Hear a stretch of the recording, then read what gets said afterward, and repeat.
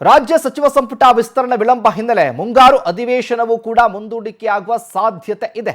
August 6ನೇ ತಾರೀಕಿಂದ ಆರಂಭ ಆಗಬೇಕಾಗಿದ್ದಂತ ಅಧಿವೇಶನ ಆಗಸ್ಟ್ 13ನೇ ತಾರೀಕು ಅಥವಾ 17ರಿಂದ ಆರಂಭ ಆಗುವ ಸಾಧ್ಯತೆ ಇದೆ.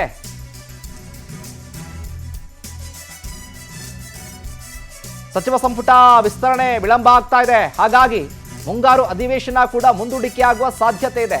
ದೆಹಲಿ ದಂಗೆ ಎಫೆಕ್ಟ್ನಿಂದ ಕ್ಯಾಬಿನೆಟ್ ವಿಸ್ತರಣೆ ವಿಳಂಬ ಆಗ್ತಾ ಇದೆ. ರಾಜ್ಯ ಸಚಿವ ಸಂಪುಟ ವಿಸ್ತರಣೆ ವಿಳಂಬ ಆಗ್ತಾ ಇರುವಂತ ಹಿನ್ನೆಲೆ ಮುಂಗಾರು ಅಧಿವೇಶನ ಕೂಡ ಮುಂದೂಡಿಕೆಯಾಗುವಂತ ಸಾಧ್ಯತೆ ಇದೆ. ಆಗಸ್ಟ್ 6ನೇ ತಾರೀಕು ಆರಂಭ ಆಗಬೇಕಾಗಿತ್ತು ಅಧಿವೇಶನ. ಹಾಗಾಗಿ ಆಗಸ್ಟ್ 13ನೇ ತಾರೀಕು ಅಥವಾ 17ನೇ ತಾರೀಕು ಅಧಿವೇಶನವನ್ನು ಆರಂಭ ಮಾಡುವಂತ ಸಾಧ್ಯತೆಗಳಿದ್ದಾವೆ. ಅಂದ್ರೆ ಈ ದೆಹಲಿ ದಂಗೆ ಎಲ್ಲ ಮುಗಿದ ಮೇಲೆ ಹೋಗಿ ಮಾತನಾಡಿಕೊಂಡು ಮುಂದಿನ ವಾರ ಪಟ್ಟಿಯನ್ನು ಫೈನಲ್ ಮಾಡಿಕೊಂಡು ರಾಜ್ಯದಲ್ಲಿ ವಿಸ್ತರಣೆ ಸಚಿವ ಸಂಪುಟ ವಿಸ್ತರಣೆ ಆದ ನಂತರದಲ್ಲಿ ಆಗ ಅಧಿವೇಶನ ನಡೆಸೋದು ಸೂಕ್ತ ಅನ್ನುವಂಥ ಲೆಕ್ಕಾಚಾರ. ಒಂದ್ ಕಡೆ ದೆಹಲಿಗೆ ಹೋಗಿ ಮಾತುಕತೆಗೆ ಹೋಗೋರು ಕೂಡ ವಾಪಸ್ ಬಂದರು, ನಿರಾಸೆಯಿಂದ ಯಾವುದೇ ಚರ್ಚೆ ಆಗಲಿಲ್ಲ ಅಂತ. ಮುಂದಿನ ವಾರ ಮತ್ತೆ ಹೋಗ್ತಾರೆ ದೆಹಲಿಗೆ. ಆಗೇನಾದರೂ ಫೈನಲ್ ಆಗುತ್ತಾ ಅನ್ನುವಂಥ ಪ್ರಶ್ನೆ ಈಗ. ಸಂಪುಟ ವಿಸ್ತರಣೆ ವಿಳಂಬಕ್ಕೆ ಅಸಲಿ ಕಾರಣ ಏನು? ಪವರ್ ಟಿವಿಯಲ್ಲಿ ಬಿಗ್ ಪೊಲಿಟಿಕಲ್ ಎಕ್ಸ್ಕ್ಲೂಸಿವ್. ರಾಜ್ಯದಲ್ಲಿ ಸೈಲೆಂಟ್ ಆಗಿ ರಾಹುಲ್ ಗಾಂಧಿ ಸರ್ವೆ ಮಾಡ್ತಿದ್ದಾರೆ. ಸಂಪುಟಕ್ಕೆ ಯಾರನ್ನ ಸೇರಿಸಿಕೊಳ್ಬೇಕು ಎಂಬ ಸರ್ವೆ ಇದು. ತನ್ನದೇ ಟೀಮ್ ಮೂಲಕ ಸ್ಟಡಿ ಮಾಡ್ತಾ ಇದ್ದಾರೆ ರಾಹುಲ್ ಗಾಂಧಿ.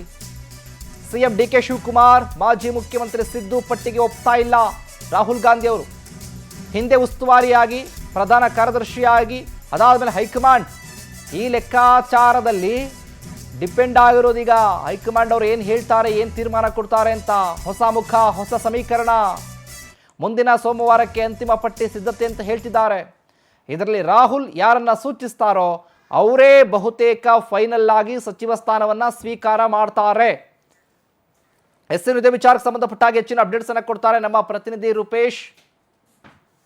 ಜಾಯ್ನ್ ಆಗ್ತಿದ್ರೆ ಮಾತನಾಡ್ಸೋಣ. ರೂಪೇಶ್, ನೋಡ್ತಾ ಇದ್ದೀವಿ ಈಗೊಂದು ಮತ್ತೊಂದು ಪೊಲಿಟಿಕಲ್ ಬಿಗ್ ಎಕ್ಸ್ಕ್ಲೂಸಿವ್ ಸ್ಟೋರಿ ನಮ್ಮ ಪವರ್ ಟಿವಿಯಲ್ಲಿ ಮಾತ್ರ.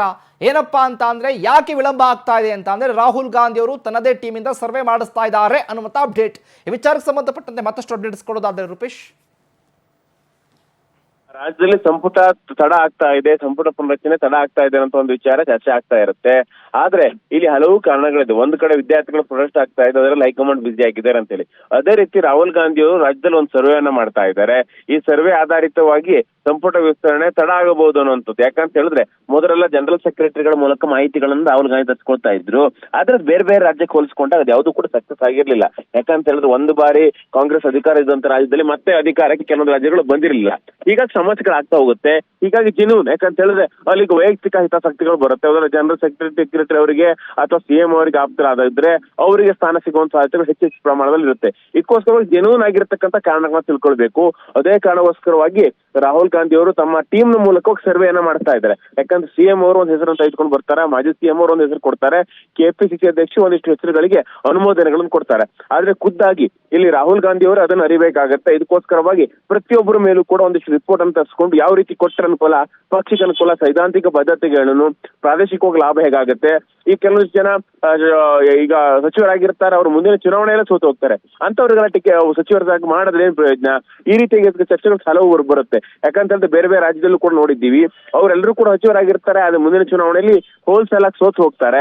ಈ ಸಂದರ್ಭದಲ್ಲಿ ಅವರಿಗೆ ಸಚಿವ ಸ್ಥಾನ ಕೊಡೋದು ಅಥವಾ ಅವ್ರು ಬೇರೆಯವ್ರನ್ನ ಗೆಲ್ಸ್ಕೊಂಡು ಬರ್ತಾರೆ ಅನ್ನೋ ಭರವಸೆಗಳಿಲ್ಲ. ಇದೇ ಕಾರಣಕ್ಕೋಸ್ಕರವಾಗಿ ತಮ್ಮದೇ ಒಂದು ರಿಪೋರ್ಟ್ ತಯಾರಿಸ್ತಾ ಇದ್ದಾರೆ.